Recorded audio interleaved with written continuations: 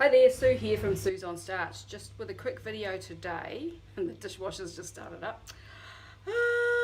Just with a quick video today to talk about how to know when your sauerkraut's ready. So I've been asked this question and it's really simple to answer. If you are wanting to know how to make sauerkraut and you're just thinking about it and thinking, how do I do it and how long do I need to leave it? First of all, find out how to make sauerkraut by checking out this video. But if you've already got your sauerkraut happening and you don't know how to know when it's ready, here's a really simple way to know. Okay, so I have some sauerkraut here. I'm going to turn my video around. So I have some sauerkraut here that I made probably about 2 weeks ago, a week and a half or 2 weeks ago. So it's really hot here at the moment.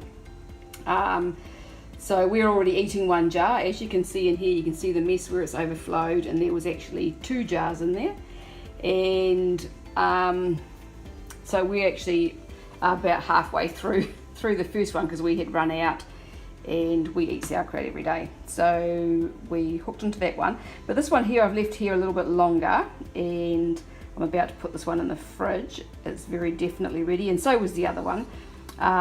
So this is why you need to put them into a container if you're just using ordinary jars and they're full, because they will overflow and make a mess all over your bench if you don't have them sitting in some kind of a dish or container. But when your sauerkraut's actually fermenting, as I said in my last video, when I was making it, you need to check your sauerkraut on a regular basis if it's in an ordinary jar like this, and make sure that it's submerged under the brine. Otherwise you'll get mold on the top. Now, I don't know whether you can see this, but you'll see in this jar here, I've tried not to disturb it. I'm getting really close. Can you see the cracks in there? So this is where there's airlocks in the sauerkraut, and so it's fermenting really well. You'll notice as you're making it that it gets quite bubbly. You'll get these gaps and things, and you need to push your sauerkraut down into the jar if you're using just an ordinary jar to and those cracks will close up, and then you'll see them happen again as it continues to ferment. So you can tell your sauerkraut's fermenting really well when you see those. But to know that it's actually ready, the best way is to just taste it. So I've got a spoon here somewhere. I thought I had a spoon here. I'll grab a spoon. And so if you just press it down, you'll see you've got the brine there. Just take a little bit of that and taste it. It shouldn't taste like raw cabbage. It should taste kind of vinegary and salty, and it shouldn't smell like raw cabbage either. It has a different kind of more pickled, fermenty sort of a smell. And with time, as you make it, you'll get to know what you like, how fermented you like it, and what sort of flavour you like. Yeah, so you'll get to know what sort of flavour you like and how long you need to leave it. And you can't really go too wrong. I mean, sauerkraut, you can't leave it out too long, basically, unless you leave it unattended and it goes mouldy on the top.